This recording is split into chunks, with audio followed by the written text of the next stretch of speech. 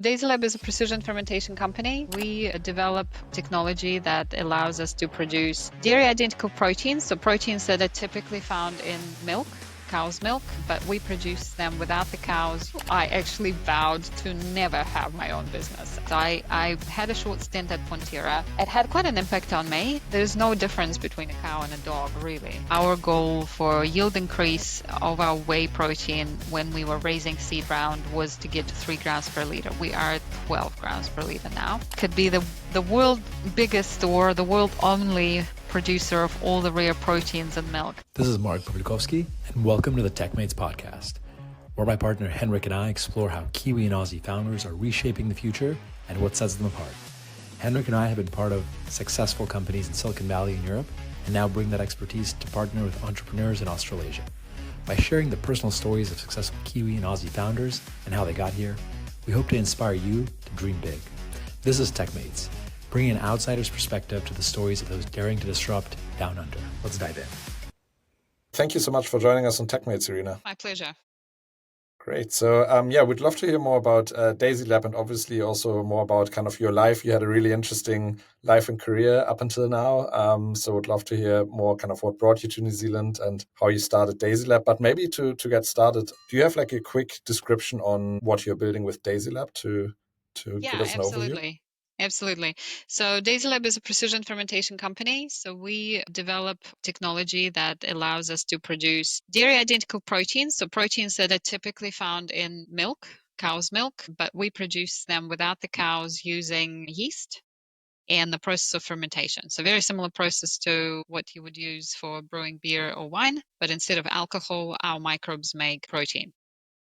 Let's get into that later. We start with kind of where you grew up. So you grew up in Russia and spent your childhood there, is that right? Yes, I did. That's true. And that's probably a 3-hour conversation on its own because I sort of grew up at a period of time where there was a lot of change. So I feel like I lived in 5 different countries and, and just the first 15 years of my life. Where were you born? I was born in Moscow. Okay, Moscow. Yeah. And what year? 1980. Oh, wow. So that was still the very much back end of Soviet Union. So I didn't catch the 60s, which was very just like in the US post-war sort of. That was very good times. Like it was lucrative times. I only saw photos of like lots of different food in the store, but we grew up with something that was quite basic. Like you never felt like you were poor because you didn't know what poor or rich was really. Everyone was the same. You didn't really feel like you're hungry because again, there was enough calories, but they were all just coming from like, I don't know, 5 different products. The Like supermarket bread. shelves. Yeah, like bread, milk, eggs. There were times when we, had to stand in a queue to get something. But again, as a child, you don't really care. You're happy to eat pasta and you put ketchup over it and then it makes a dinner dish, and then You you had sprinkle. ketchup? Yeah, we had Wow. there was like a Bulgaria. That's Moscow, mate. Like, yeah, that was that's the capital. We had ketchup. It was maybe like Bulgarian brand. I remember ketchup. So yeah, you put it over pasta, and that's a dinner dish, and then you sprinkle sugar over pasta, and there's dessert. Oh, yeah. I used to have, when I was a kid, I used to have pasta with milk with sugar. It was like this. Yeah. That's hang on. That's lunch. That's soup. Yeah. Yeah. Interesting.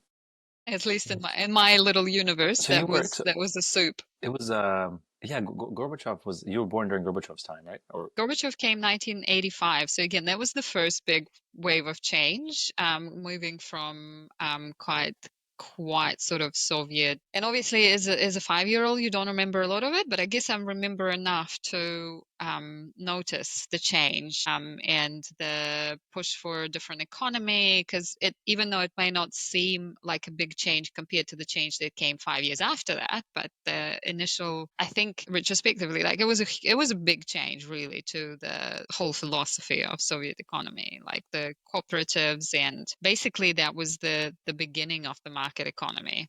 And did you looking back, you kind of understand all this stuff now, but like as a kid, did you kind of like, what were your impressions, the initial impressions of all that? My parents were quite progressive, so you as a child, you kind of tend to align a lot with what your parents think. And my parents, I believe, really liked him. I just thought he looked really nice. He smiled. He was sort of a little bit more Yep. accessible than the people before. So yeah, you just sort of, Because the people yeah, you kind before of were like, there was like three of them that died, right? Like right before. yeah, I don't really remember the previous sort of rulers. And I guess I didn't feel there was still quite a bit of the Soviet ideology in school because the school did teach, taught, within the ideological framework. But I guess everyone generally as a population, that's my very, very one person take on the history. Generally, the population was quite fatigued from the ideology. Ideology. So you could kind of hear a bit of a cynicism coming even from the teachers. So they taught you the ideology, and we had portraits of Lenin right on the wall in classroom. But you kind of sort of always got the sense that it was like people don't really believe in it. Like that's all That's a bit of a interesting. bullshit. So yeah, And that was my take on the Soviet times. did you hear what was going on in Berlin at all? I mean, asking as a German, I guess. That was later, right? Like that was more of an Yeah, 80 that towards I the was late very 80s. much aware at this stage because that was a very big kind of few years of change towards the sort of 89 through to 91. That was like revolutionary in Russia. And as a 9-year-old, I remembered it quite well. And there was a feeling of liberation. There was a feeling of like the world is changing. We're reuniting. We started, and I went to a school where you have like English from quite an early age. So we would have like delegations from the US coming very often. You first got this. I feel like the Russia US relationship at that stage was like you were separated for so long and didn't know much about each other, and then you like there was like the period of this honeymoon All right, right. outrageous love for each other. We had, do you remember those telemos? What were they called? Like basically the satellite kind of like talk shows connection between like an American audience and a Soviet audience, and all the questions that are. It was really it was a cool feeling of bringing together with, because in the early school years, I still caught the time when we were like taught how to put a gas mask on, like, or anti-gas, whatever. Did you learn how to assemble a Kalashnikov? No, but now I wish I did. Yeah. You? I wish I No, have. but I think that was the thing. Like you don't have military like kind of preparation class. Yeah, maybe it was. I never got to Wow. Igana or Kalashnikov. But what we did do as a homework, like we had to track, like little. What's your path to the nearest Shelter. the shelter? Yeah, the bomb shelter. What do Uh-huh. you do, if America drops an atomic bomb on us? Like I remember that fear from being little, like Mm. first, second year of school, and then suddenly end of 80s, like that's all gone, and we all love each other, and so that was really cool. And obviously, then the then the whole collapse of the Soviet Union, collapse of the Berlin Wall, and it's all just like the world is Did awesome. you Yeah, participate with a bunch well, of protests? it was rather than it was. I remember it is not a protest, as a support. Like it was more of a because there was nothing to be protesting against really, because Uh-huh. everyone was on the same page, apart from a really small people in government who wanted to kind of overturn that and kind of overturn this whole Gorbachev change. So it's really, we did go, I went like as a 9-year-old, I went with my mom. And again, it was just such a feeling of joy and liberation. And yeah, Did so it they was, did, yeah. did they support Yeltsin? Yeah, everyone did. Like, I don't know, maybe that's as a child, you live in your own bubble, but I felt like I have not met a single person apart from the older generation, like say my maybe grandma, but everyone who was my parents' age and a little bit older, and definitely everyone younger, was absolutely supportive of the change that was coming. So in the Interesting. early 90s, like, was there any feeling of kind of regret for the old days in the Soviet Union, or was it really overall just I joy don't and hope remember that. for? This is why the things that have started happening, and particularly happening, in the recent history, were incredibly surprising to me. So I remember the feeling of, yeah, the regret was mostly from older generation, absolutely, because they had to adjust very quickly to things that were just not and look, it was a stressful economical times for a lot of people. And Mm. again, this is something now spoken exclusively from a point of a bubble. My parents did well. Like they were just on a general level pay. My dad, in fact, he worked at university, so he was below what you would normally. So my parents were generally quite poor at that time, but everyone was poor. They had energy, they had the smarts, they had the excitement, and both of them individually, they did quite well with this market economy. So that's what I saw. What do they do? My mom went into, my mom's an engineer. They studied engineering, and then dad went on to kind of get a PhD in sort of more physics and mathematics, and he stayed in academia. My mom worked as an engineer in the Soviet system, and then when that all collapsed, she just went in, started buying and selling construction materials, which was, again, for many, this is where it was hard for some people to switch, because they kind of like, well, I'm an engineer, I don't want to be a salesman. But obviously as a salesperson, you can, at that period of change, you can earn a lot more. So yeah, so my mom kind of had her own business, and my dad stayed in academia for a very long time after that, and then he was also kind of tired of it, and he started his own, I don't know what he did, economics. He went and got a legal degree and just kind of started doing more of that rather than the academic. And then you said you went to the US actually to go to high school at some point, right? Yeah, I went to the US as an exchange student in the last year of high school. So I finished high school in the US. I considered staying and studying in the US. Preferred actually what Russian universities were offering in terms of the breadth of because I didn't know what I was going to do. So that was my main issue. And what were you majoring in Russia? Psychology. So your dad was physics and your mom was an engineer, but you did how did that happen? Well, it's I really like chemistry. It's called the Russian State University for Humanitarian Studies. It's all rebranded. I can't remember the English name of what it used to be in the Soviet times. I really liked chemistry, so that was my other kind of second choice. Everyone of my kind of year level in high school went to study either economics or law, and that was just something in my head, I was like, well, everyone I know studying either economics or law, I don't want to compete with everyone. At that stage, country did need a lot more people in finance and economics, and in the legal, obviously, system was changing to a degree. But I was just like, why would I be doing what everyone is doing? I want to do something else. And I already being able to speak another language at almost sort of a bilingual level really opened any door at that stage, because I didn't have to go to university to get a really good job straight out of school. Yeah, I learned English at school, but then also finishing high school in the US really kind of just, obviously ramped up. So I sounded like an American when I came back. Yeah. So what was the experience in the US when you came as kind of from this Russian context straight into the US in the late 90s, I imagine? Yeah, as I said, What was it that like? was the period. It was a period of time of like when Americans and Russians were like madly in love with each other. So it was really positive. It was eye-opening in many respects, because we probably idealized US a lot from Russia. Like we thought this freedom and no propaganda and equality and I definitely saw that that's maybe was the intention, but wasn't always like that. I was placed in a very much white upper middle class area, Minnesota. Minnesota, nice. Yeah. They're very Sort of similar weather, right? urban. That probably wasn't no different Yeah, there. you'd think it's much colder. Oh, Yeah, it's crazy cold in Minnesota. I've never experienced that level of level of cold in my entire life in Russia. So yeah, but it was really fun. I had a lovely family. It's just like sort of this Midwestern salt of the earth kind of people. They were incredibly caring, and I had really good memories. But anyway, I decided not to study in the US because it was exciting. Russia so I finished high school 1997, and that was cool times. That's when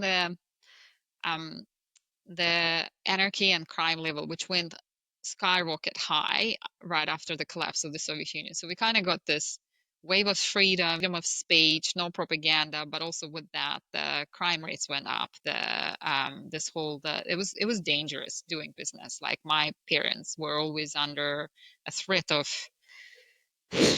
literally mafia people coming and like changing and asking because like for. to do business, you had to pay the mafia, right? You did, yeah. It's like it sounds bizarre now, because like well, things like that kind of seem they don't happen anywhere, and as far as I know, they don't happen in Russia for sure. But back then, it was really that. But 1997 is when things kind of felt they started to calm down, and there were clear pathways into very like good careers, like there were international businesses and consulting firms and all sorts of interesting opportunities to still be part of this booming kind of skyrocketing economy, and kind of be safe, and not having to like pay taxes and do all the right things, but still be part of the excitement. Yeah, so studied, then went to the workforce and got I worked for PwC, and then I moved to a smaller consulting company called Hay Group. They were just starting their office. I was, I think, like employee number 3 that they hired. So it was fun. Did you consider kind of, because your parents have been quite entrepreneurial as well, did you at that point consider going into entrepreneurship at all? Never. Having seen my parents struggle, I actually vowed to never have my own business. I was like, this is something I will never do. That's interesting. And Why? here we are. Just because you've seen them struggling so much Absolutely. and you're like, Just it's not for me. no, absolutely. And not even struggling with the weird stuff, like the weird early 90s stuff, like the mafia and the, kickbacks and all of that crazy stuff. But just generally the all the juggling, all the problems that kind of come out of nowhere.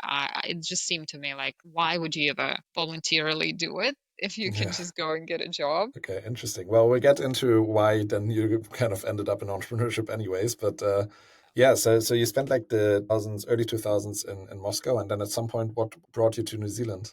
All right. So I had a relationship and we were together for a number of years. And then we separated. And we separated when I was in my early pregnancy. And I obviously decided that that's cool. I'm going to be do it on my own with, help and whatnot. But basically, I was just me and my daughter. I didn't really have to consider anyone else in the equation. And you were living with your parents at the time?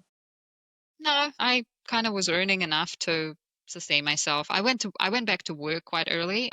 So she was only 6 months, but like I had a good job, so I could afford a nanny and support around me. So that was, I get your parents to help. I don't know. I understand what like, yeah, that would be a natural choice. It's very much cultural Russian. I guess my parents aren't really maternal kind. Okay. So, and honestly, I really enjoyed the motherhood and the early motherhood as well. Mhm. So, I mean, they were helping, they were around, but it wasn't that sort of often.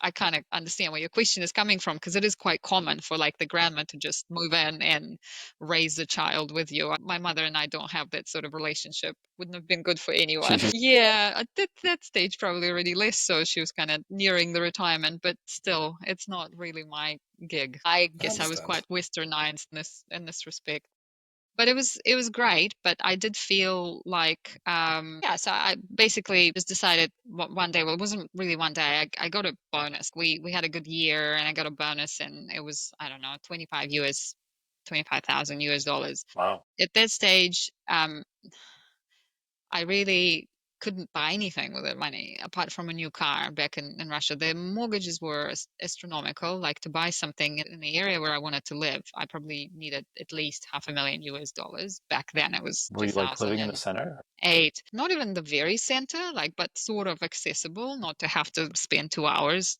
to get to work, because then what's the point? I was like, I just want to do something fun. So that's what New Zealand became. I guess if I didn't have my daughter with me, I would just probably rent out my apartment and go traveling to Southeast Asia. Having her, and she was 2 when I made the decision. I wanted to be somewhere where it was a little bit more predictable, good healthcare, safety. And New Zealand was it. So I looked at a couple of different options and I was like, New Zealand is a clear winner. Wait, how did you, so at the time, I mean, this is like early 2000s, like how did you like, take me, there's like, how do you do research, right? Like right now it's easy, you can just ask ChatGPT or like Google it, but Well, like, there's Google. No, Google was around. Like it but it wasn't wasn't that good, right? Like it was very, very basic. It wasn't 2003. It was 2000 and my daughter was born 2007, so it was 2009. Oh, okay, So okay. it wasn't really Okay, that okay. basic. It was good enough to Google New Zealand. Okay, I got it. And so wait, what was your like decision-making matrix or criteria? Well, I wanted to go somewhere where it was an English-speaking country. I wanted to do something this year, so because I knew I wouldn't be able to just sit still for a whole year, just Wait, so you be took a a year mother. off? I took a year off. Yeah, so that was the whole idea. I want an adventure that I can safely do with a 2-year-old. And that's what New Zealand became, because I wanted somewhere English speaking. I wanted somewhere where I could probably study, because I knew that I won't just be able to do this. Let's just do mothering for the whole year. I needed another project of my own. It, yeah, either German speaking, because at that time I still spoke relatively good German. Germany was, I don't know, too close and probably probably more expensive than New Zealand. New Zealand dollar was at one of its lowest points at that stage. So my $25,000 US actually went quite a long way. So it was kind of like it looks good, let's do it. So you didn't know anyone, or you didn't have never been there before. You were just like, Never okay, been this there sounds before. good. Well, it's like you have to fly, like you have to spend $5,000 just to get Yeah. here. You might as well just get here and do it right, spend a whole year, have fun, get all of the experiences. And look, I never really, I thought for some reason, I had a feeling that as a single mother, life in Russia eventually is going to get very complicated, because it's not really, even though I had a good job, Russia is not that, at least at that stage, it may have changed now, but it wasn't that straightforward. It's not like you just send your child to the nearest, so you live in a good area, so if you send her to the school that's close, that means it's a good school. It actually doesn't work this way. It's like, okay, well, I'm willing to pay, maybe I go private. Even that is not necessarily would give you a good, like, you need to know people. It's like this societal structure where to get anything that is good, you need to know those people. Like, you need to just get things in, and to me, it was always way too complicated. So I always thought that maybe living somewhere overseas might be easier, but I never knew for sure. I was like, I'll give it a go, see how it goes. And that's how we ended up here. Well, why not America? Wouldn't that be the obvious choice because you'd been there? No, well, maybe because I was there, it wasn't really an obvious choice, because healthcare, there's just no healthcare, education. Like, New Zealand has free education, free healthcare. All of those things were really, I don't know, just US, even though it wasn't as polarized as it is now, it always had this polarized vibe. Like, I kind of had a maybe feeling where it was going. Interesting. New Zealand is just so this is silly, but maybe there was a deciding moment. Like, I was reading New Zealand Herald for a couple of months before really like making the decision. And if you've never read a New Zealand newspaper, obviously you probably have, but if your listeners haven't, just do it. Open New Zealand Herald and just track it for a couple of days. You'll get the sense of what this country is about. They're like news, like a kitten stuck on a tree. Like, that's what makes the front page. And I just had this coming from such a dramatic country with such a dramatic history. I was like, I want to feel how it feels to live in a country where that is front news. Like this. Yeah. Page news, yeah. That makes a lot of sense. Yeah, we had a similar experience when my wife and I moved here to Australia. I mean, obviously, we're from Europe, so it's not that dramatic as probably in Russia, but like we felt And like the Germany news had was, pretty dramatic history. no, that's true. And France has some news lately that are also a bit worrying. But when we started like looking at the news here and stuff, we are like, yeah, this like they seem to not have any problems here, which is can be weirdly relaxing. To me, it was really between New Zealand, Australia, and Canada. And Australia was kind of like too many dangerous things that can bite you. This is how sophisticated my decision making was about it. I And think Canada, I've heard that for like most people who choose New Zealand, that's probably like the number one reason why they choose New Zealand over Australia. yeah, it was cheaper, and also it was more mild weather. I guess I like more the weather in that New Zealand sort of temperature range. And Canada was just too cold. I'm like, no, I've done enough winters in my life. I just want to live somewhere where it's Yeah, sunny. nice. Interesting. Henrik, what's happening in France? No, I mean like all the news about the far right and all of I see, that see. election chaos, Something all of is that stuff. always happening in France. Let's be honest. Yeah, and Look at France is always dramatic. Like if you listen to the radio, it's always like the end of the world and all of that. So look at I the think, and then last we lived in 1,000 Berlin. years. Yeah, exactly. And then we lived in Berlin for the last 10 years, and everybody's worried about World War III there. So like when we got here, we're like, okay, people seem to just be a little bit more chill. I was choosing the place to live for a year, not a place to live forever. Yeah, So to I get the guess vibes. It's Yeah, good. It's a good way to do it. So you got here and then you wanted to stay for a year. What happened? I found a job and I just saw just how happier my daughter was here. It's one of the best places in the world to raise children. This is why so many Kiwis go and do their international experience somewhere and then come back. It's just so blissful, so safe. The people are great. The climate is very mild. Kids walk around bare feet for like half the year. Swimming, like everything. It's just so designed for families and children. And because as a mother, you kind of start thinking about them more than you do about yourself. It just felt really nice. It felt like that's where we belonged. And things fell into place. It wasn't just that, but I had a job. Properties were cheaper. The properties in New Zealand were by far cheaper than the properties in Russia. And it's like it's a no-brainer. I can buy a house and walk to work. If I had to buy something of the similar size in Moscow so that I can walk to work, it would cost me at least twice, if not three times more. Cost of borrowing was a lot lighter. Like it was just like life just happened. Like that just like it Yeah. just makes sense. And when you say raising kids is easier, better, you're talking about Auckland specifically? Not necessarily. I think there are other places in New Zealand where it's even nicer to raise kids, but you sort of have to balance the job situation with, again, life just happened. We so happened to settle in Auckland. I really like some of the other New Zealand cities. I really like Wellington. Yeah, I actually, I like most of New Zealand. But did you guys travel or what did you do during that year?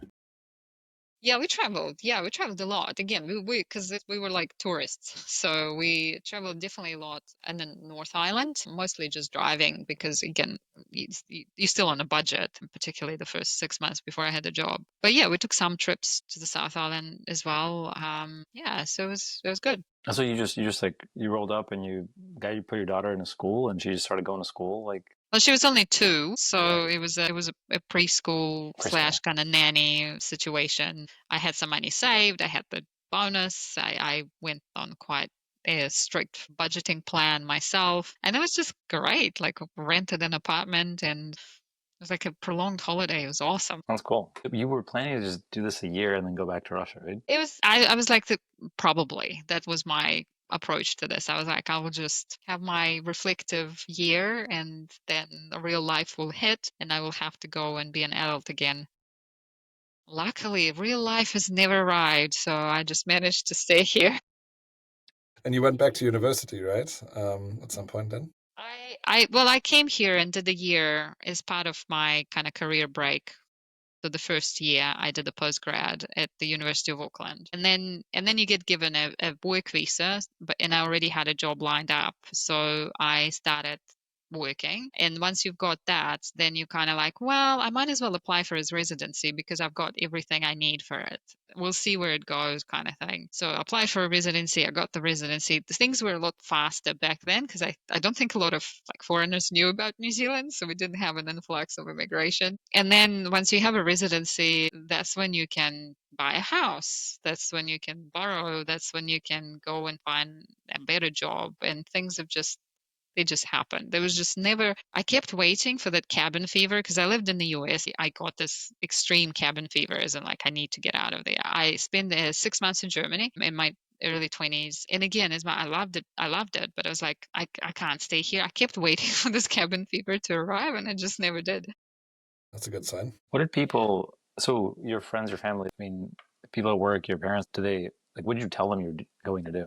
Again, do they think it was weird? Oh, absolutely. Various shades of reaction to that. My mother hated it like with a passion. Like she could not, she probably still doesn't understand. 16 years in, she doesn't understand why I moved to New Zealand. Some people thought it was cool, like I was brave, and others were like, you're crazy. Why are you doing this? Life is happening here, not there. What the heck is New Zealand? What are you doing? But it was sort of felt like the right thing to do. Interesting. Well, and at what point did you decide you're going to stay here? Like, because you're still planning at some point to go back, right? Like a year here. At what point were you Yeah, like, well, as I said, like as life started happening, so as my definitely when my daughter started school, that was a pretty clear, yeah, this is home hmm, for sure. And then I met my partner. I had another child, and then I got married. Like it's just all fell into Cool. So you have another child. Yeah, I have two daughters, and then my husband has two daughters. So I have, between us two, we have four daughters. Wow. What's that Wow, like? it's a big It's a lot house. of Awesome. daughters. Really? I love it. Ask him. He may not enjoy it that much, but I think it's good. Girls are great. That's great. And so you said four kids. You also you don't have enough trouble in your life. You kind of need to get into entrepreneurship. Yep. That was a So how did that COVID, happen? right? There was a COVID mishap.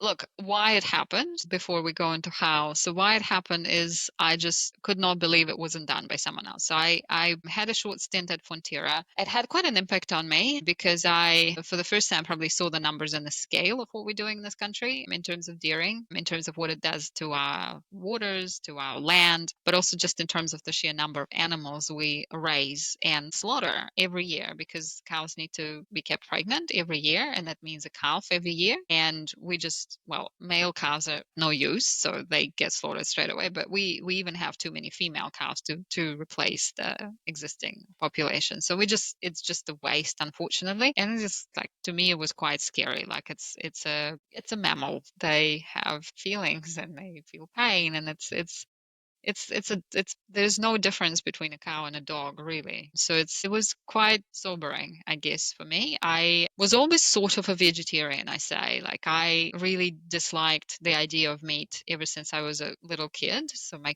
parents kind of had to force feed me almost meat products, but dairy was always okay. Dairy was always for me like a protein of choice, because I had this incredible disconnect of where it comes from. Right. And after Fonterra, I could not disconnect it anymore. Like, to me, it connected quite firmly. And once it did, I went vegan. But I understood this technology, because before going vegan, I was like a hobby cheesemaker. I came to New Zealand. I really liked the mozzarella cheese, like the stretchy Italian fresh type mozzarella cheese. There was no cheese like that in New Zealand market at all. There was only like pizza mozzarella. It was 2009. So I learned to make it myself from just milk you buy from the store. And you use that chemical called rennet that coagulates the milk. And I once read about where the traditional rennet comes from, which is from the stomachs of newborn calves. And it really grossed me out because, as I say, I was always kind of vegetarian. But then I did some more research and I realized that most of the rennet in the world is now made using this technology, which is essentially precision fermentation. It's produced in yeast, synthesized, and it's called microbial rennet. And I said, wow, great. So now I can use it. Now my What is cheese. So it's essentially the same molecule as chemosine, so as animal rennet that you harvest from, or used to harvest from, the lining of the stomachs of the newborn calves, but it is a molecule that's produced by yeast. And essentially, it follows a very similar process as we would do with our dairy proteins. So you take a gene from a cow's genome has been sequenced, so we know what the gene is, the gene that produces this molecule, this chemosine molecule, and you insert it into yeast, and then you just follow the fermentation process. So put this yeast into sugary water, it eats up the sugar, and again, is similar to beer and wine. It produces a molecule. Instead of producing alcohol, it produces this chemosine molecule, and then it's harvested. So I had this knowledge. what does rennet actually do? Well, how does it make cheese? How to make cheese. So cheese, there's the protein in cheese called casein. Casein forms like micelles, which are like bowl-like structures. And there are four types of casein in it. Most caseins are insoluble in water, but the kappa casein, which sits on the outside of this bowl, is an amphiphilic protein. So it has a water repellent end and water Attracting. hydro end. So that bowl structure actually dissolves in water quite well. But what rennet does is it chops those hydrophilic ends of protein off and strings those ball-like structures together. So it becomes like a bead on that molecular level. And that's what gives it mozzarella cheese this incredible stretchy texture. Hmm. So it's like a protease. It cuts protein. I think part of it is protease. You're now going into technical questions that I am not equipped to answer, but yes, there might be, yes, potentially. Got it. Right. So that's chemosine. I knew how it was produced. So I had an idea. understanding of what that individual molecules can be produced using essentially synthetic biology. And when I saw what our business model was as a country, which is essentially collecting all this milk and then splitting it into molecules, so separating proteins and fats and sugars, that's where I was like, well, what's really going to disrupt the industry is when we just learn to make the final product without involving the animals. It wasn't actually that novel. And I have heard at least a couple of people back in Frontier sort of talking about something that being possible, at least when I inquired, have you heard of that? But the general sentiment was that, well, it was weird because some people were like, what is that? That will never work. And others like, yeah, we will definitely get to it one day. But my understanding was, look, there's scientists and food scientists in this country. Basically, somebody will do it. It's just so obvious. And I guess when I was really frustrated, then when you fast forward another 4 years and nothing happened, and in fact, there was like startup, like New Culture, and Matt, the founder, had to take it overseas to develop it in Silicon Valley because, from what I understand, he didn't receive enough support from the New Zealand ecosystem. So that was very frustrating because I was like, well, it's a huge opportunity, but also if this technology takes place, and by the time it was sort of 2001, there were a couple of startups globally that starting to pop up, and the perfect day was going quite well.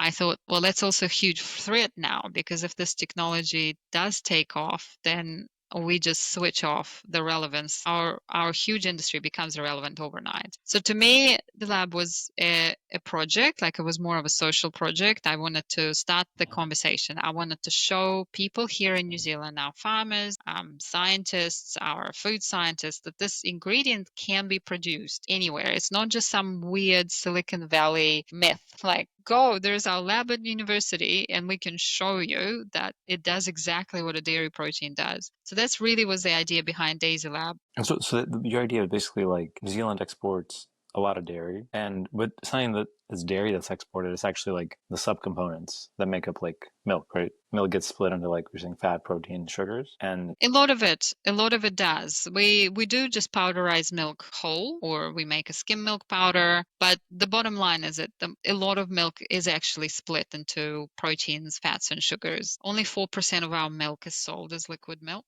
So we're incredible commodity. We are the largest dairy exporter globally. right. And so your idea was like, why are we like leveraging the cow to do this when, like, yeah, this whole extraneous process, we can just do it directly, sort of thing, right? Exactly. Like you can make the protein part of milk directly, you can make the fat part of milk directly, sugar part of milk directly, comes out of a bioreactor, and then you just like... Exactly. I guess we've always been focused on proteins because fats and sugars didn't appeal to us to be particularly valuable. Definitely not sugars, and neither fats, to be honest, because I think plant-based fats it depends on application, but for kind of what we envisaged, we've also always focused on proteins. They are the most valuable, usually the most valuable component. Why is that? Well, it's the proteins and like fats are good for taste. Lactose, which is the main sugar in milk, is actually not necessarily good sugar at all. It's an allergen. But fats are often good for organoleptic qualities and taste, but protein is just valuable from the nutritional perspective and often functionality, like it has all of the gelation and emulsification functionality. We looked at the commodity pricing, and proteins, even though those bulk proteins like your casein and whey were the most expensive commodity at that stage. So it kind of made sense to start and kind of stick to the proteins, and other people, if they want, they can make fats. We never really wanted to make milk as a liquid milk because I think plant-based milks do quite a good job. But we did want to make casein. We for sure wanted to have to make casein, to make cheese. We shelved the idea of casein because we can't. So we've got strains that produce casein, all 4 of it, and also co-produce casein, which is sometimes also important or is proving to be important for the secretion of casein. But casein, as it turned out, very hard to secrete outside the cell. So usually what happens is the cell produces the protein, or at least the way we design our cells, it produces the protein and then ships it out. again, just like with beer and wine, it doesn't hold it inside, it ships it out. So the purification process becomes very simple. You just separate the biomass, and what's left is the liquid with your proteins floating in it, so dissolved in it. And with this technology, you can actually use a traditional dairy purification equipment to isolate it. If you go down if you think about pharmaceutical industry, they often produce molecules and proteins that stay inside the cell. They don't really care about it because those molecules are very expensive. So they open up the cell and they purify it from the soup that essentially comes out of the cell. It's kind of like pulling out the needle out of a haystack. It's a lot harder. We decided that we are probably funded too lightly and our runway is not gonna last us to crack the really casein problem to get it outside the cell in meaningful quantities to be commercially viable. And that's because every time you basically crack open a cell to extract casein, you're killing the cell that was making your casein, right? So like the yield per cell is much lower. The killing of the cell is actually less of a problem because if you're using, and currently we are using batch fermentation anyway, so at the end of the run, you probably kill the entire colony anyway. With continuous fermentation, and you're absolutely right, which is where the world is moving, and we are as well. You're absolutely right. So with continuous fermentation, you actually retain the cell for a prolonged period of time. But it's less about the cell, it's more about the purification. So currently, if you look at our fermentation liquid, right, the cell and the protein shipped out, our protein is like 97% of any other protein in the liquid. There's just like our protein and basically nothing else. So the only other things are much smaller molecules, maybe some residual salts that are left from fermentation. So purification becomes very easy. You just use membranes and you just separate the protein. If you have to open up the cell, it's a soup of proteins, cell debris, all sorts of other things. So purifying your protein becomes incredibly challenging. You cannot just go to an existing dairy factory and run it through their UFDF kind of system and have your protein. You need to go down quite costly and complicated, sort of almost pharmaceutical-like purification process. And to us, it was just not viable for a commercial to. And why is it so difficult to get the cell to extrude the casein outside of the cell? Sorry, or why is it hard? Yeah. It's a good question. So I guess it's not naturally producing casein, right? So it doesn't have the transport mechanism. It does. There's very little research on how. So you're absolutely right. That's an incredibly infuriating problem because nature does it. Like cows, mammalian cells do it. They don't die every time they have to ship out the casein. They produce it and ship it out every time.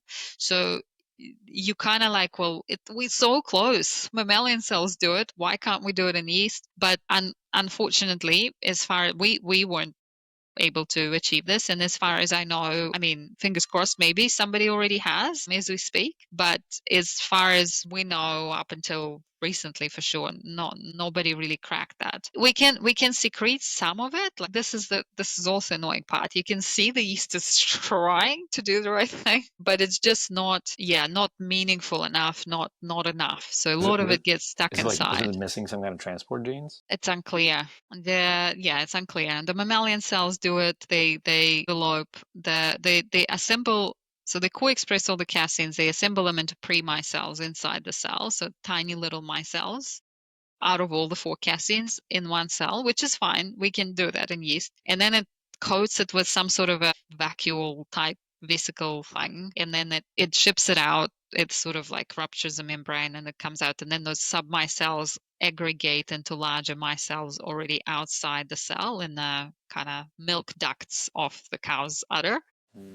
Yeah, don't know. We have this project shelved, so every time we have a proposition for like a post doc intern, we unshelve it, we give it to them for a few months and say, there you can you go. hire Mark as an intern, maybe. Seems to be interested. That's how you make backwards progress on the problem.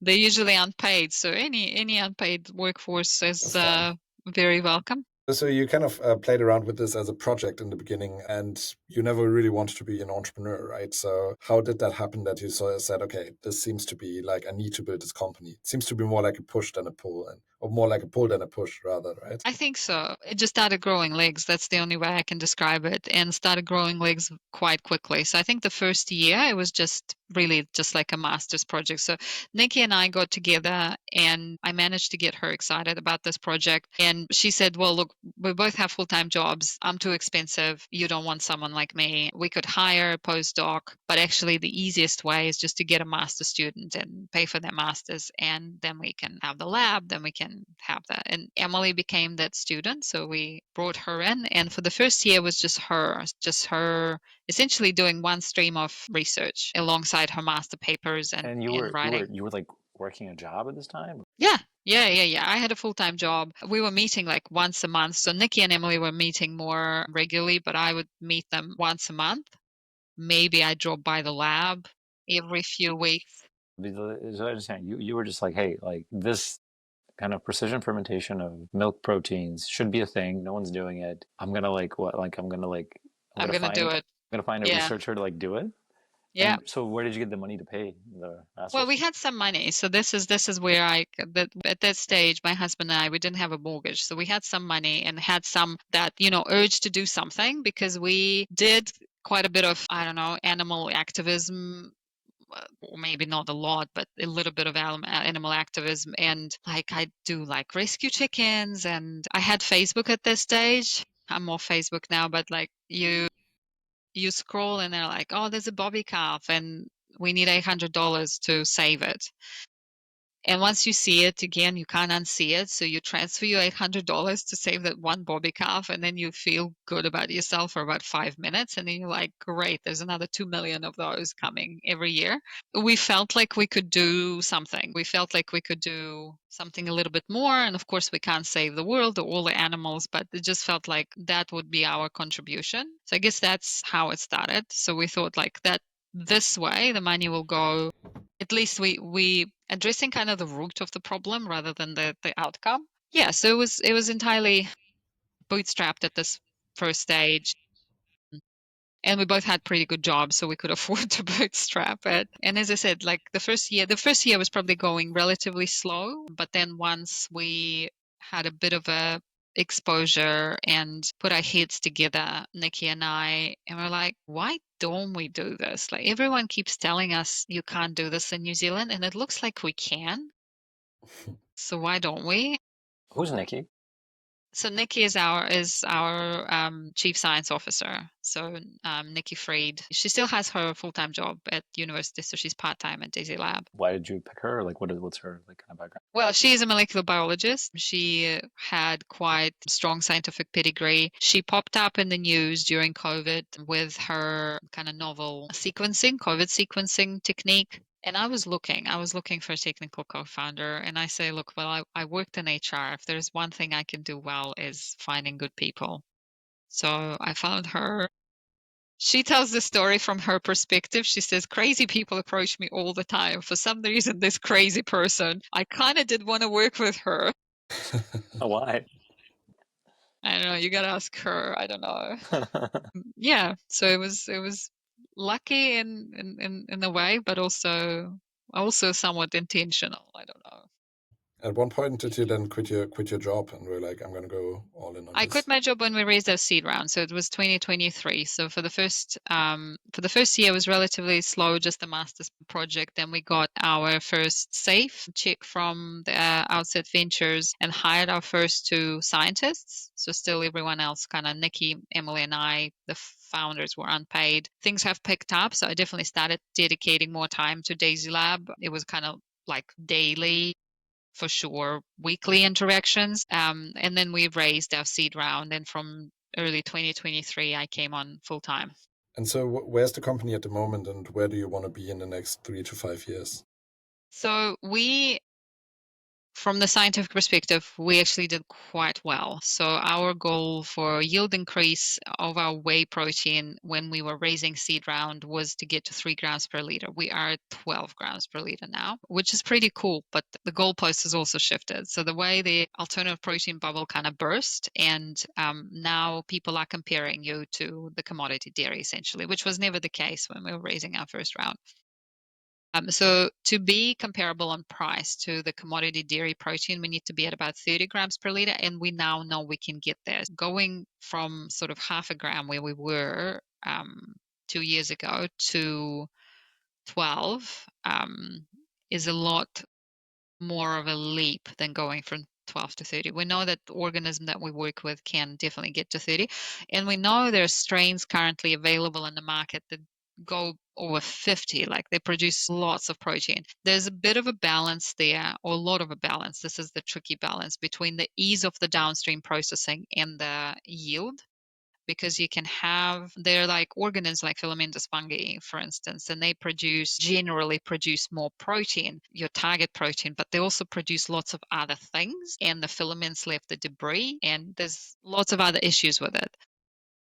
So it really is the balance. I'm not saying we will never use filamentous fungi. We started working with Trichoderma resi, which is a filamentous fungal host. We also shelved it because we decided that's probably not the technology we want to follow. But yeah, that's basically, the technology is looking promising. The funding now is a lot harder to get. So we were raising for about 6 months last year. We didn't raise the round that we wanted because we've done pretty much everything we could with the whey protein, and we also added lactoferrin to our research, and we were successful with lactoferrin, so we can express lactoferrin now, and lactoferrin is going to disrupt the dairy bovine lactoferrin market. That is not anymore a question of whether, like that's just a question of when, and it'll probably happen very soon. Sorry, Irina, so what can you just pause for a minute and tell us what are these different, because you talked about casein, you were saying you started with casein because what causes cheese to be stretchy, and that was hard to get cells to like extrude that. Tell us about the other, what are these other proteins, kind of what, like. Yeah.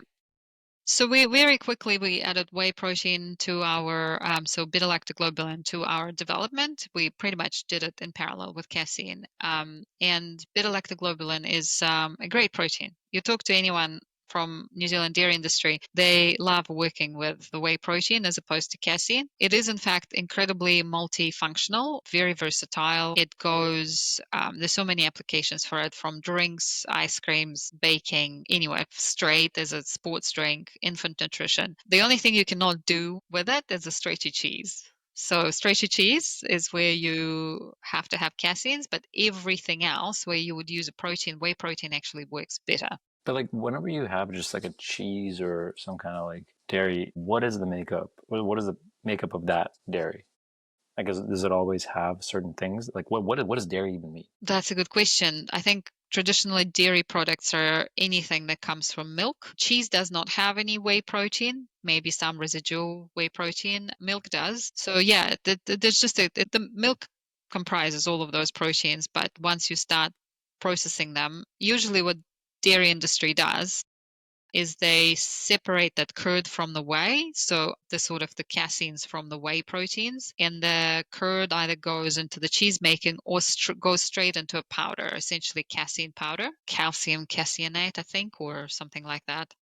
And then the whey protein is also turned into whey powder. So that's kind of the main broad separation. Lactoferrin is an incredibly rare protein. So there's like dozens, if don't quote me on that, a food technologist would know exactly, but like there's a large number of different proteins in milk. The two main ones are casein and beta-lactoglobulin. That's like the core of the milk composition.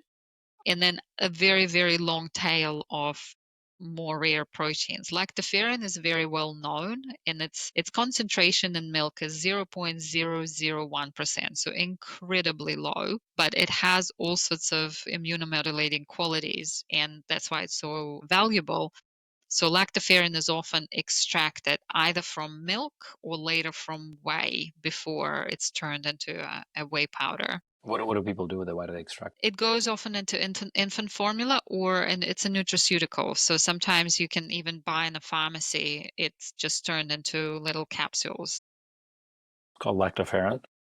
Called lactoferrin, yeah. What is it? What is it good for? So it has immunomodulating qualities. Like it's deemed to, there's a number of research which I wouldn't necessarily stand by all of it because some of it is more thorough than others. But there's academic research that shows all sorts of great things that lactoferrin can do, almost like having anti-cancer properties. But the main thing is that it transports iron, and it's a twofold benefit there because it takes the iron from any potential pathogens, like potential bacterial hosts. Like it can help during colds and flus, and then it helps carry this iron to your own cells. So in the life cycle of a calf, the ferrin peaks just at the time when the calf starts weaning, so starts going off mother's milk. So it's at the time when the milk is becoming less rich in nutrients because calf is starting to eat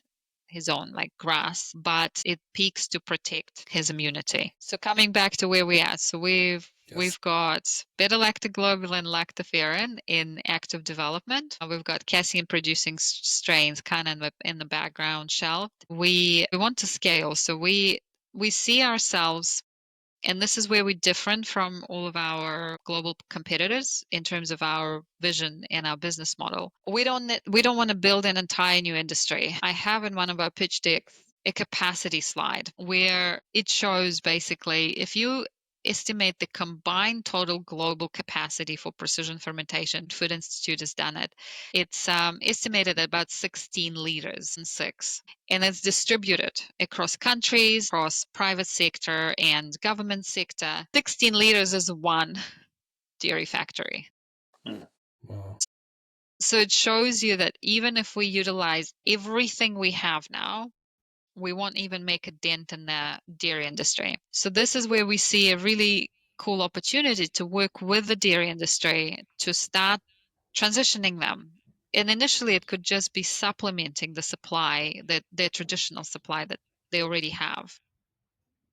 And then initially that supplementation could become more and more important in their business model. But fundamentally, and this is why it's so important that we designed our strains in a way that the fermentation liquid is so pure that it can be easily purified using the industrial dairy equipment. There's still some capex, but they only have to install a fermenter. So if you think about a factory, if you build an entirely new precision fermentation factory, a fermenter is maybe 20% of the cost. The rest they already have, and they just have to install the fermenter and plug it into their existing purification equipment, and they're producing essentially the same protein at the other end. So what we're saying is we're just there to replace a cow in the delivery truck, and often not necessarily replace them, but supplement them. In New Zealand, for example, in Australia, in some European countries, we have seasonal milk supply. So because we're pasture-based, all of our cows get impregnated at the same time, they calf at the same time, their milk supply peaks at the same time. So their milk supply looks like a curve throughout the year, like a sort of like a bell curve. Our processing capacities are built to this peak milk point. So if you picture this graph, like you've got those capacities essentially dormant for about 3 months out of the year. That's the time when you can just flip the switch, power on the fermenter, and be processing the alternative dairy protein. What is that peak time? Is that during the summer or when is that? That's a good question.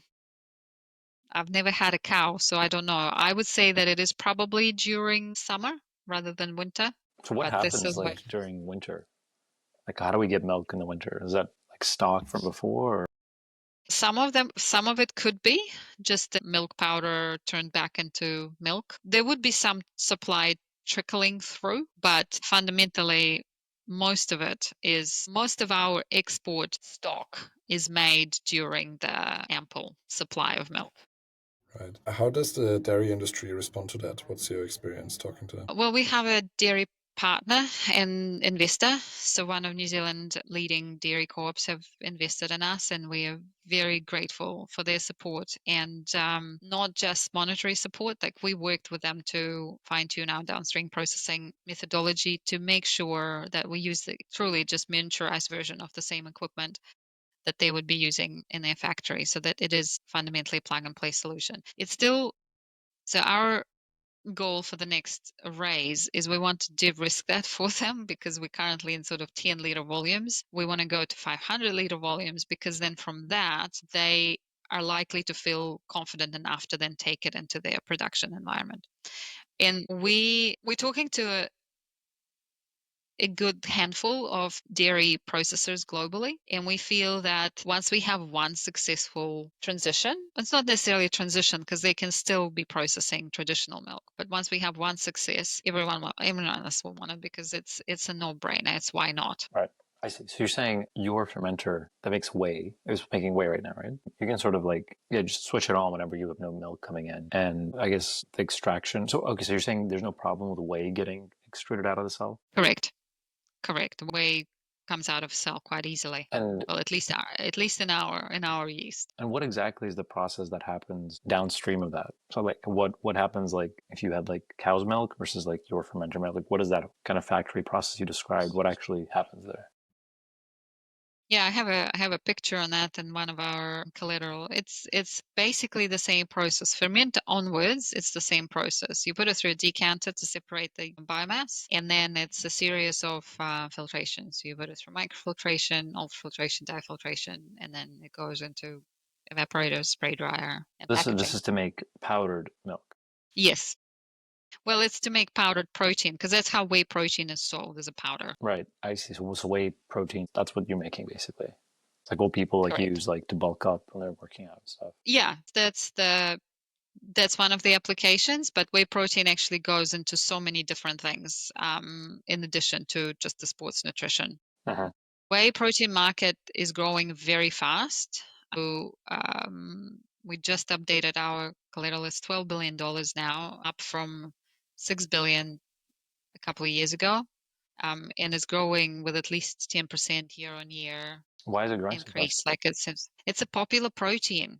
It's a very drinkable protein. If you consume any like sports drinks, plant protein tends to be quite gritty. Whey protein is very smooth. I don't know if you use whey protein, traditional whey protein isolate in your, but yeah, it's very drinkable. It dissolves really well, and it has other qualities. So it's used often in ice cream preparations. And then like everywhere where you need to bulk up the protein content. So Uh-huh. sometimes bread makers use soy, but if they don't care about the bread being, say, plant-based or vegan, they would put whey protein in it. Interesting. Cool.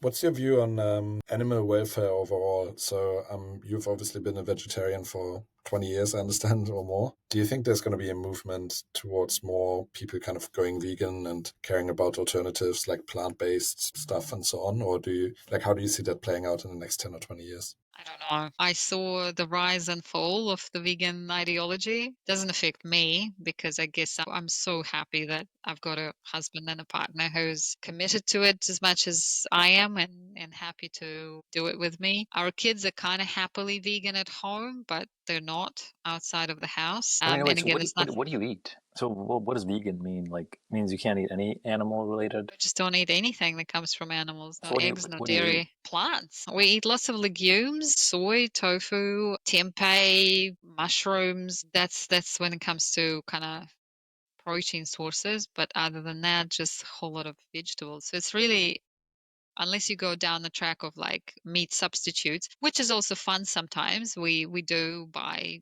some kind of meat or fish or chicken substitutes. They're more of a junky comfort food. What do you Other eat than that, fish? it's usually quite. No, my husband really likes fishing, and he's been an avid fisherman before going So like vegan. if the idea behind veganism that you don't want to hurt animals, like Yeah. and presumably there's some kind of like you're sort of like imputing some kind of intelligence or feelings to mammals, that makes sense. But like if you got like some clams or Yeah, shrimp. clams are shrimps technically got quite, like, they can get quite intelligent, like your squid, right? Like there's just a different type of intelligence. But if you see sometimes squid or tiny little octopi solving problems, you actually will be astonished as to how smart they are. I don't think science quite knows how I've they seen do it. octopus being very, very smart, but like yeah, but like a oyster or a clam or like or just even just like a fish, right? Like some I sardines. think we don't eat fish. If I had to eat an animal product, fish would potentially be something I'm less, I don't know, grossed out by. My husband did go fishing after being vegan, but he just lets it go. Probably not a great thing because they say, it is hurting the fish anyway, but he's just like, oh, it looks like I'm catching at the same fish again and again. So maybe he just wanted to interact. Yeah, it's a very, I don't know about clams. I've thought about it, but I guess it hasn't been a big part of my diet before. Yeah. Technically, clams don't have a nervous system as far as I know, so they're sort of, for some people, might be okay. But is your hope that the alternatives to eating meat and animal-based products are going to be so good that people just don't have to do it anymore? I guess at the moment it's kind of like the taste is not quite there in many cases, and the price is still quite high. But that I might agree change, with right? you.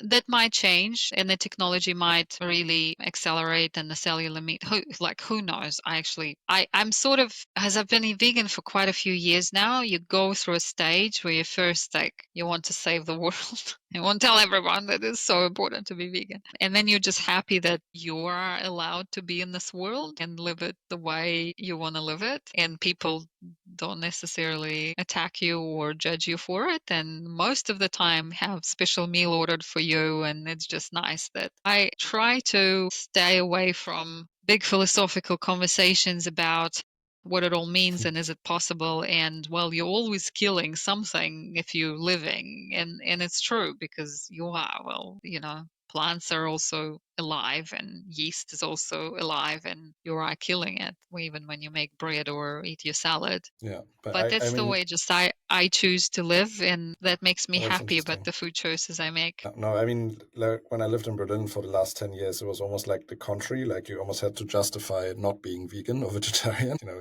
Eating a steak is kind of like smoking a cigarette in Berlin.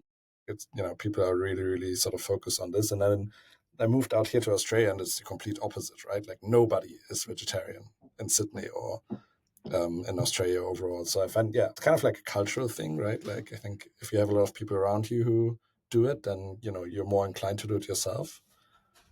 So yeah, there might be at some point like a turning point, right? Maybe. I think for some people it is. I'm just happy that I don't have to. I'm quite happy that I can live the rest of my life, hopefully, not having to think about it. Like, I also, it's all easy to sit in a relatively white privileged sort of position with a good job, like established, career, and say, yeah, of course, everyone should be vegan. Some people may not be able to afford it ever, may not have access to even the foods that are cheaper that I know I can go vegan on the budget, but can someone who has lived differently their entire life have enough resources to even make the switch and go vegan on the budget? It just becomes too complicated. Like, I think there needs to be a lot more education.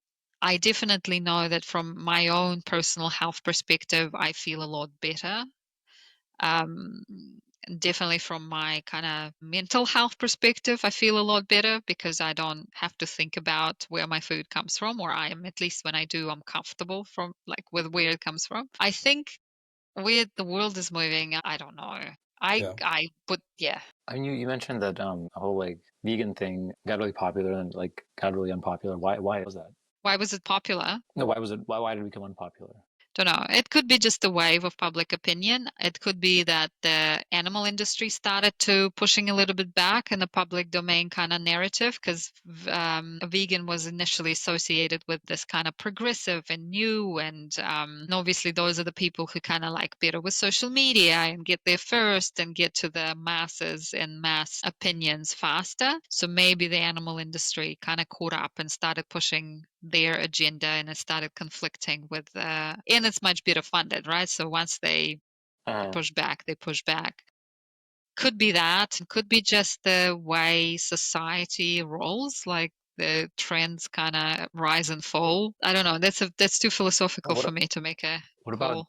the whole synthetic kind of like alt protein thing? Also, kind of, I think got really, really exciting for a while, right? And then Ruth, you mentioned that this is the goalposts have shifted, and now like you're being compared against traditional, like dairy, for example. What happened? Why did that happen? Well, because again, it was naturally popular. People would just seek out and buy alternative proteins because it was exciting, it was new, they may have been vegan and everyone else was doing it. So I think there was a bit of a hype around it. And now, because there's a pushback, basically now I guess what the world is telling us is, and show us the money and then we will help you make the switch. So if this and this is, I think, how it's going to happen. To your question, is the world going to shift to plant-based? If animal-based is going to become too expensive, if China decides that tomorrow it's better for the country, whatever it is, health, economics, other factors, if China decides that it's better for the country to go plant-based, they will go plant-based. Yeah, I agree. I think it's also a question, it's probably also going to be a function of like if the externalities of eating meat and dairy are going to be taxed in a way that makes sense, and if we're actually going to pay for it, then the plant-based alternatives might just look cheaper and better. Exactly. And that's probably a political decision rather than kind of a cultural thing. Absolutely. And once that happens, and it happens on a mass, the public opinion, I feel like it's unfortunate to be saying that because it sounds like I'm saying, like, somebody's going to engineer the public opinion. But I think to a degree, I think that is going to happen. And taste buds change. Like, I used to like cheese. I can't not consume cheese anymore. It tastes kind of gross to me. A lot of, like, in Asia, they don't like cheese. It's an entirely different taste palette. Hold on. Whenever you make cheese from your stuff, are you gonna eat that? If we make cheese yeah, of course I will like taste but the cow cheese, it is not an enjoyable product for me now at all. Like, I never crave it. I discovered it once because my daughter bought a sandwich somewhere and left the cheese, and I thought, well, I'm throwing it out anyway, I might eat it. And there was like a brie or camembert, was something that I used to really like, and I took a bite and I was like, no, I'm never doing this again. I can't eat egg. Like, I can't actually eat animal products now in taste bud change. So I think So what's your sense of like kind of where we'll be, and so I guess your is your thought that like pretty much every single protein that we currently get from animals will be bioengineered in some way? Do you think that'll happen, or do you think it'll always be a mix? What's your I sense of like the future? Look, I think a realistic prediction is that it will probably be a mix, unless there's going to be a big philosophical change in how humans live in this world. I think there'll always be a mix, and it will be based on more sort of your hopefully environmental factors, but definitely economic factors. Yeah, And interesting. where's New Zealand at with that? What do you say? I think New Zealand has incredible ecosystem in protein production, and I think that's how we need to treat it. Honestly, our dairy factories could be producing high value molecules using precision fermentation and sell them for much, much more than the bags of dried up casein powder that we do now. I think that's what New Zealand is really good at. We have food technologists, protein biochemists that know food proteins really well. And it doesn't necessarily, we obviously know dairy proteins really well, but I think that we can eventually expand into other proteins. And I think we could be a really good hub for precision fermentation production. But I would love to see us producing high value ingredients rather than just making whey protein or casein protein. What does the ideal world look like? Like, what is New Zealand making? Paint that picture for us. New Zealand could be the world biggest or the world only producer of all the rare proteins in milk. That could be lactoferrin, that could be osteopontin, that could be other proteins that haven't been characterized yet. We could be producing novel proteins. We can producing proteins that are hypoallergenic or are targeting a specific function, almost kind of going into the nutraceutical pharmaceutical side of things. I think we have all the resources for it. We have very well educated population. As I said, we have technologists, we have ecosystem. I think we can do quite well in that. But we could also just export this technology overseas. And is that what you hope DaisyLab does? Do you guys Yeah, hope that? we definitely want to be a plug and play solution for sort of dairy processors globally. But I think New Zealand has a lot of potential and a lot of opportunity in this bioeconomy space, because I think that definitely a lot more targeted molecules are going to be produced using precision fermentation and synthetic biology, be that in dairy, be that in food broader, or just human health or animal health fields. And I think New Zealand can be a really strong player, because we all countries, apart from maybe Europe, everyone is starting at the pretty leveled field there. Interesting. So all countries are now rushing to develop this bioeconomy. Makes sense. Irina, we covered a lot of ground. Thank you so much for bearing with us. Maybe final question. If you think about kind of your younger self and looking at different countries to move to, what would be your pitch for people who are considering moving to New Zealand? Wouldn't pitch. That should be a decision that everyone makes on their own. And if they decide not to come, well, maybe that's better.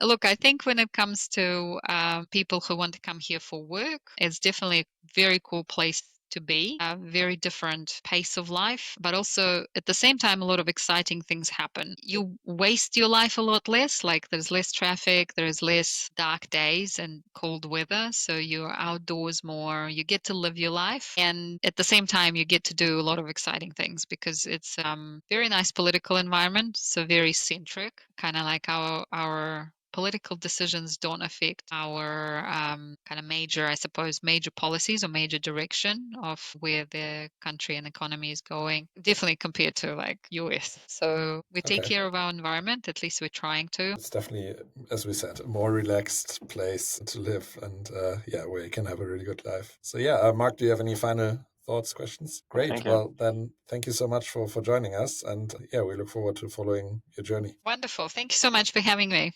Thank you. Thanks, Irina. See ya. Thank you for tuning in to TechMates. If you enjoyed this episode, be sure to subscribe, leave a review, and share it with friends. We'll be back soon with more stories of Kiwi and Aussie founders reshaping the future and disrupting down under. Until next time, keep dreaming big and daring to disrupt.